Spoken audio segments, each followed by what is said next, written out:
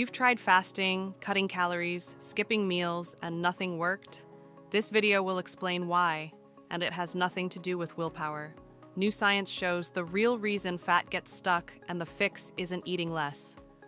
It's changing one hidden metabolic switch most people don't even know exists. Stop counting calories, stop skipping meals, stop punishing your body and wondering why nothing changes. For years, people have been told that fat loss and better health only come from eating less and suffering more. That hunger is proof it's working, but that story is wrong. The real issue has never been how much food is on your plate. The real problem lives beneath the surface, quietly sabotaging your efforts, no matter how disciplined you think you are. It's a metabolic condition called insulin resistance, and once it sets in, it traps fat inside your cells and makes weight loss feel impossible, even when you barely eat.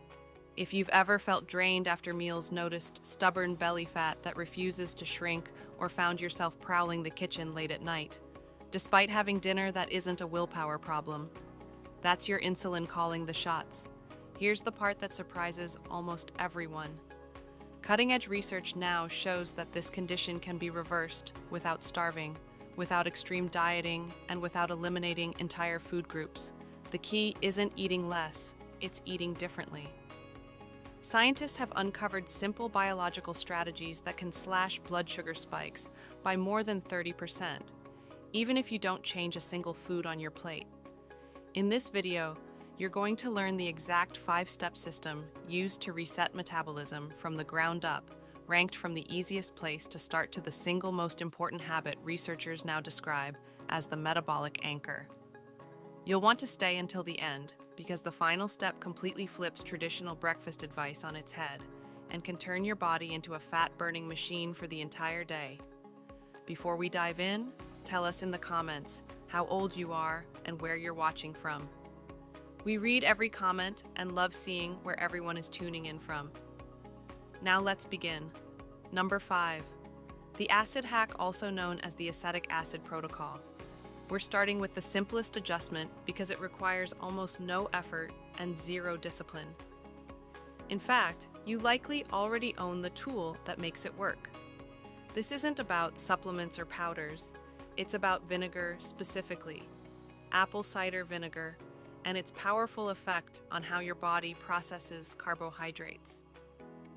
The active compound here is acetic acid, and its role in metabolism is far more impressive than most people realize. When you eat foods like bread, rice, pasta, or potatoes, your digestive system relies on an enzyme to break those carbs down into sugar. Once broken down, that sugar floods into your bloodstream, forcing insulin to spike. That spike is what drives fat storage and energy crashes. Acetic acid interferes with this process. Research shows it temporarily slows the enzyme responsible for breaking carbs into sugar. Imagine placing a speed bump inside your digestive tract. Instead of sugar hitting your bloodstream all at once, it trickles in slowly. This dramatically softens the insulin response. New clinical research reveals you can lower blood sugar spikes by over 30% without changing what you eat. And this video walks you through the exact step-by-step system. Clinical data backs this up. Multiple trials show that consuming vinegar before a carbohydrate-heavy meal significantly lowers post-meal blood sugar. One study found that just 2 tablespoons before eating improved insulin sensitivity by nearly 1/3. That's an effect comparable to medication achieved with a simple liquid. Another study found that taking vinegar before bed lowered morning blood sugar levels, proving that it also influences how the liver releases glucose overnight. To use this properly, dilution matters. Never drink vinegar straight. Mix 1 to 2 tablespoons into a large glass of water and drink it about 15 minutes before your biggest meal. If the taste is strong, use a straw or add lemon. Avoid gummy versions, which often contain sugar. Look for raw, unfiltered apple cider vinegar with the cloudy sediment known as the mother. This step works because it alters chemistry, not behavior. You eat the same food, but your body reacts differently. Once chemistry is handled, it's time to use mechanics. Number 4, the kinetic cure, also known as post-meal movement. After eating, most people sit down. That single habit quietly destroys insulin sensitivity. When muscles are inactive, glucose has nowhere to go except into the bloodstream, but muscles have a hidden ability most people don't know about. When you contract them, they can absorb glucose without insulin at all. Movement opens a backdoor for sugar to enter muscle cells directly. This is why timing matters more than intensity. A short walk after meals lowers blood sugar more effectively than a longer workout done later. The ideal window is within 30 to 60 minutes after eating when glucose is peaking. Even light movement every half hour improves control, but the gold standard is a steady 10-minute walk. This doesn't mean intense exercise. In fact, pushing too hard after eating can cause stress and digestive discomfort. What you want is gentle but consistent movement. Walking stairs, light squats, anything that activates the legs. Your thighs and glutes are the largest glucose-hungry tissues in the body. When they contract, they vacuum sugar out of the blood before insulin has to intervene. This single habit stabilizes energy, prevents post-meal fatigue, and keeps insulin levels lower all day. Think of it as paying for your meal with movement. Do this consistently, and fat storage loses its grip. Once chemistry and movement are handled, the next layer is how the meal itself is structured. Number 3, the sequencing strategy or food order. This step surprises people because nothing on your plate changes, only the order you eat it. Most people start meals with bread, fries, or rice.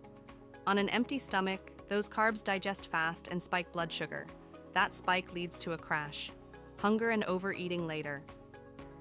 Research shows you can flatten this spike simply by changing sequence. In a landmark experiment, participants ate the same foods on different days, but changed the order. When vegetables and protein were eaten first, and carbs last, blood sugar rose dramatically less by more than 30%. The reason is physical. Fiber from vegetables forms a gel-like layer in the digestive tract. Protein slows stomach emptying. When carbs arrive last, they're absorbed slowly through this barrier. Sugar enters the bloodstream gradually, instead of all at once. To apply this, always begin meals with non-starchy vegetables. Eat them fully before touching anything else. Follow with protein and fats. Save starches for last. By the time you reach them, you're fuller, and your insulin response is muted. This works anywhere, even at restaurants, without drawing attention. Now we move deeper. Number 2, the restoration protocol, sleep and circadian rhythm. This is where many people sabotage progress without realizing it. You can eat perfectly, but poor sleep alone can trigger insulin resistance. Sleep loss raises cortisol, the stress hormone. Cortisol floods the blood with sugar and tells cells to ignore insulin. Even one short night can reduce insulin sensitivity by nearly 25%.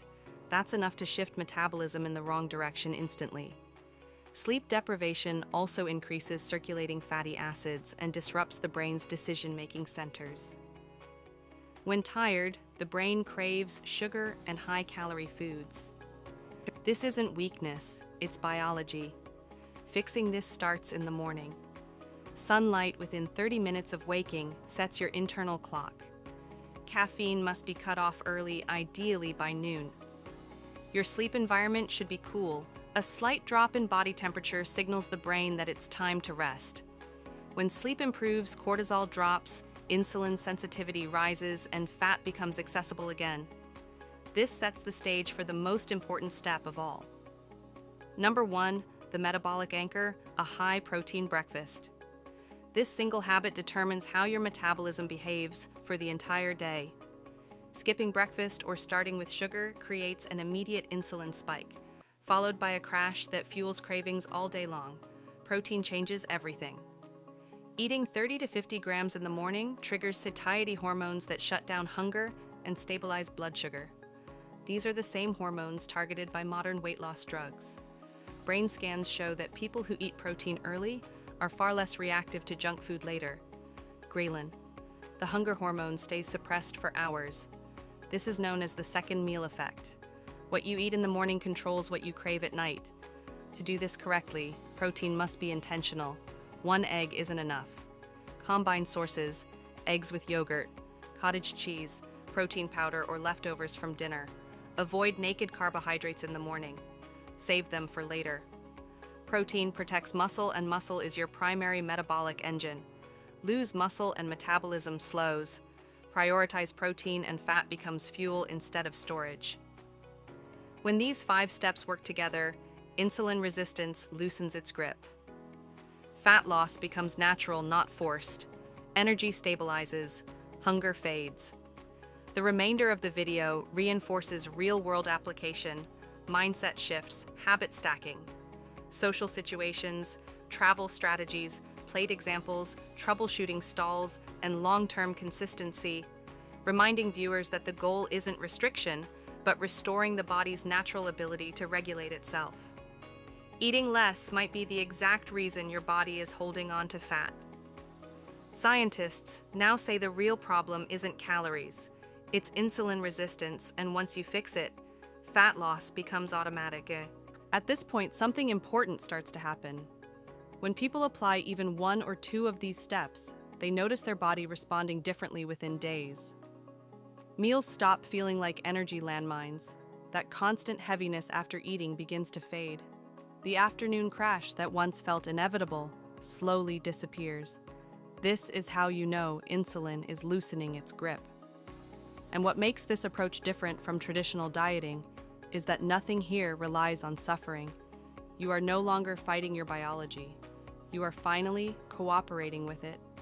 One of the biggest mistakes people make is trying to implement everything perfectly all at once. That usually leads to overwhelm and burnout. The truth is, these steps stack. Each one compounds the others. Even if all you do is anchor your morning with protein and take a short walk after meals, you've already shifted the entire trajectory of your metabolism. Once insulin stops spiking wildly, fat loss becomes a background process instead of a daily battle. This is also where mindset matters. For years, you may have blamed yourself for lack of progress. You were told you weren't disciplined enough, motivated enough, or strict enough. But insulin resistance doesn't care about motivation. It responds to signals. When the right signals are present, your body does what it was designed to do. When they're missing, progress stalls, no matter how hard you try. Understanding this is liberating because it removes shame from the equation. Let's talk about real life. What happens when you eat out, attend family gatherings, or travel? This system was designed for flexibility. At a restaurant, you can still enjoy your meal. Start with the salad. Eat the protein first. Take a walk afterward. That's it. You don't need to announce what you're doing or follow a rigid plan. These strategies work quietly in the background, even during social situations. Another concern people have is consistency. The goal is not perfection.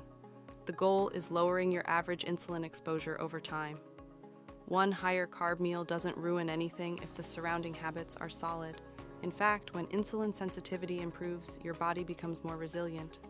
Occasional indulgences stop triggering days of cravings. This is metabolic flexibility returning. As weeks pass, something else changes. Appetite regulation improves. You start noticing hunger cues again instead of constant urges.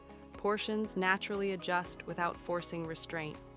This is not because you're eating less intentionally, but because satiety hormones are finally working. Protein, sleep, movement, and sequencing restore those signals. Energy levels also stabilize. Mornings feel clearer. Afternoons no longer require caffeine rescues. Evenings stop being a battleground with snacks. This happens because blood sugar remains steady throughout the day, and when blood sugar is stable, mood, focus, and motivation follow. It's important to understand that fat loss is not linear. Some days the scale won't move. That doesn't mean nothing is happening. Insulin reduction often leads to internal changes. First, liver fat decreases, muscle glucose uptake improves, inflammation drops. These changes precede visible results, but they are far more important for long-term health. This approach also protects muscle. Muscle is not just for strength or appearance, it is the largest metabolic organ in your body. Every step you've learned today supports muscle retention and glucose clearance. When muscle is preserved, metabolism stays higher, aging slows, and insulin sensitivity continues improving. Many people notice better sleep once blood sugar stabilizes. Nighttime awakenings decrease. Rest becomes deeper. This creates a positive feedback loop. Better sleep lowers cortisol. Lower cortisol improves insulin sensitivity. Improved insulin sensitivity leads to better sleep. The cycle reverses itself. At this stage, fat loss no longer feels like a struggle. It feels like momentum. The body stops defending excess weight because insulin is no longer signaling storage mode. Instead, fat becomes accessible energy. This is what people mean when they say their body finally started cooperating. What makes this system sustainable is that it's rooted in biology, not trends. You're not chasing hacks. You're restoring normal metabolic function. Humans were not designed to eat sugar first thing in the morning, sit all day, sleep poorly, and expect fat loss. Once those mismatches are corrected, the body responds predictably. If you take nothing else from this video, remember this. Fat loss is not about eating less. It's about lowering insulin enough for fat to be released. These 5 steps attack that problem from every angle: chemistry, movement, digestion, hormones, and circadian rhythm. Now take a moment and reflect. Think back to this morning. What did you eat first? How was your sleep last night? Did you move after your last meal? Awareness is the first step toward change. You don't need to overhaul everything tonight. Choose one step and start there.